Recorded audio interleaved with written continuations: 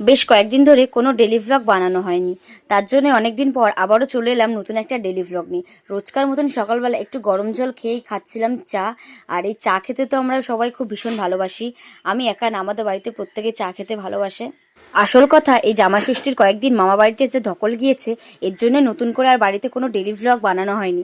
তার জন্য অনেকদিন পরে আবারও একটা ডেলি ভ্লগ বানাচ্ছি। সকাল সকাল চা খেয়ে উঠতে না উঠতেই আমার কাছে ফোন চলে আসে ফ্লিপকার্ট থেকে যে তোমার একটা পার্সেল রয়েছে। আর পার্সেল আইলে তো আমার ভীষণ মজা হয়, সে যেখান থেকে আসুক না কেন। তার জন্য আগে তাড়াহুড়ো করে চা খেয়ে আগে পার্সেল নিয়ে এসে পার্সেল খুলছিলাম। কি নিয়ে এসেছি তবে তোমাদের সাথে আমি এখন সেটা দেখাবো না, আর কয়েকদিন পরেই দেখাবো।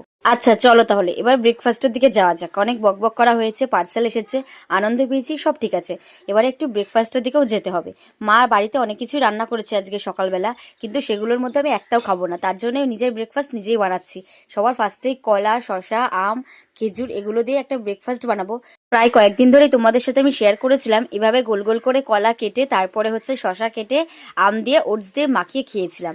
কিন্তু না, আজকে আমি এইভাবে কলা শসা কাটলেও কিন্তু আজকে আমি ওইভাবে ওটসটা খাবো না। আজকে আমি একটু আলাদাভাবে খাবো। আর এই কয়েকদিন ধরে আমি সকালে ব্রেকফাস্টটা না খুব হালকা রাখছি।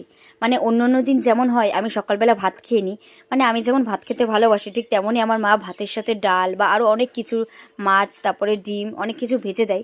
কিন্তু আজকে মানে কয়েকদিন ধরে আমি সেমনটা করছি না। আমি সকালে ওটস খাচ্ছি, এক একদিন এক এক রকমভাবে ওটস খাচ্ছি। আর আজকে আমি বানাচ্ছি ওটস স্মুদি। আর দেখো আমার স্মুদি বানানো একদম রেডি হয়ে গেছে। ও হ্যাঁ, আমি কিন্তু এই ওটস আর ফলের সাথে কিন্তু কিছুটা দুধ অ্যাড করেছিলাম। চাইলে তোমরা করতেও পারো, নাও পারো, মানে এটাতে জল দিলেও হবে আবার দুধ দিলেও হবে। এই যে আমার এদিকে স্মুদি বানানো হয়ে গেছে, তার সাথে আমি কিছু ফল নিয়েছিলাম কেটে সেগুলো খাওয়ার জন্য।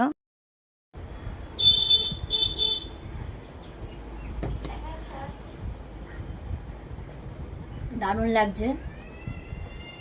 আর এখানে শসা, জামরুল, পেয়ারা, জাম, খেজুর এগুলো কেটে বসেছি।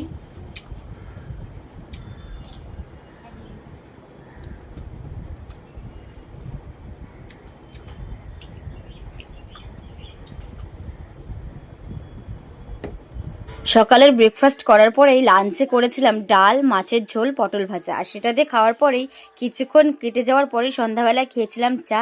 আর রাত্রিবেলা ডিনার করেছিলাম এই ডালিয়া দিয়ে। আজকের মতো ভিডিওটা এই পর্যন্তই থাকলো, বেশি বড় ভিডিও করলাম না। দেখা হবে পরের ভিডিওতে।